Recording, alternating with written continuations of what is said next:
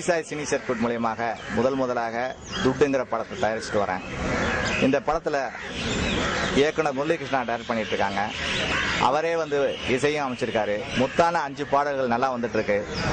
இதை தவிர ஒரு நட்சத்திர பட்டாளமே நடிச்சிட்டு இருக்காங்க. ஆரியன் ராஜேஷ் ஹீரோவா நடிச்சிட்டு இருக்காரு.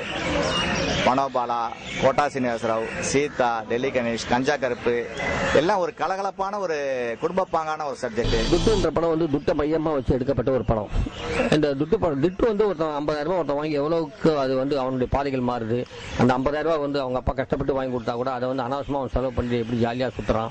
அதுக்கப்புறம் வேலைக்கு போகாம எப்படி இருக்கான். அந்த கேரக்டர் ஒரு திருந்தாத கேரக்டர். ஆனா இருந்தாலும் ஒரு காலகட்டத்தில் அவனும் மாறி அந்த பொண்ணை காப்பாற்ற வேண்டிய சூழ்நிலைக்கு வரும்போது அதனால் ஏற்படுற விளைவுகள் அப்படின்றது தான் துட்டு. கமர்ஷியல் டைட்டிலா இருக்கு. படங்கள் அப்படிதான் கமர்ஷியலா இருக்கும். எல்லா எலிமெண்ட்ஸ் அப்படியே மாஸ் மசாலா, காமெடி, ஒரு ஃபேமிலி சென்டிமெண்ட் எல்லாம் சேர்ந்து இருக்கிற படம். அது என்ஜாய் பண்ணுங்க. டெஃபினட்டா படம் நல்லா இருக்கும், பாருங்க.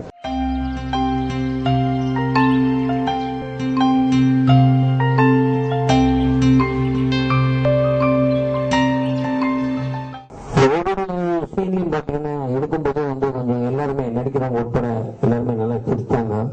ஏன்னா எப்பவுமே யூனிட்ஸ் பண்ண ஷூட் பண்ணும்போது எடுக்கும்போது செய்கிற அந்த ரிசல்ட் டெஃபினட்டா ரொம்ப நல்லா இருக்கும். அது இல்லாமல் யதார்த்தமான வசனங்கள், ஒரு வித்தியாசமான கதாபாத்திரம், கதாநாயகன் மிஸ்டர் ஆரியன் ராஜேஷ் இந்த பக்கம் நல்லா நடிச்சிருக்காரு. ஒரு 10-15 வருஷத்துக்கு முன்னாடி இந்த ஃபீல்டுல இருந்துட்டு நான் வெளியே போயிட்டேன். திருப்பி ரிட்டர்ன் டு பெவிலியன் மாதிரி வந்திருக்கேன். வரும்போது நான் ப்ரொடியூசராகவும் நம்ம ஆர்டிஸ்டாகவும் வந்திருக்கேன்.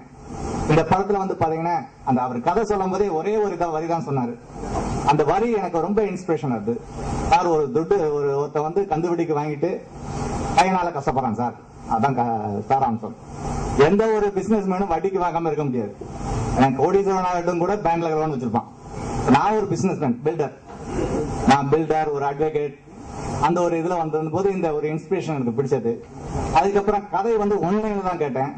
அது பாத்தீங்கன்னா அதை விட ஒரு டாப்பா ஒரு நல்ல ஒரு முரளிகிருஷ்ணா சார் மேல ஒரு நல்ல அசைக்க முடியாத நம்பிக்கை வந்துச்சு. It is very good. Every sorts are there, like romantic, serious, and angry mood.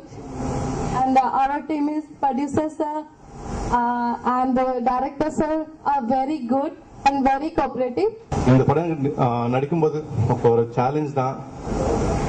நார்மலா ஸ்கிரீன் டாப்ல என்ன இருக்கோ அதான் நம்ம டைலாக் சொல்லுவோம். ஆனா டேக்ல மட்டும் அது மாத்திரே இருப்பாங்க சார். இம்ப்ரவைஸ் பண்ணிட்டே இருப்பாங்க.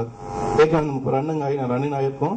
பட் நடுவில் இது போட்டு இது சொல்லி இந்த டைலாக் சொல்லிட்டு போயிட்டே இருப்பாரு. அதுவும் கேட்ச் பண்ணி சொல்லணும். இதுமா ஒரு சேலஞ்ச். இது ரொம்ப கத்துனேன்.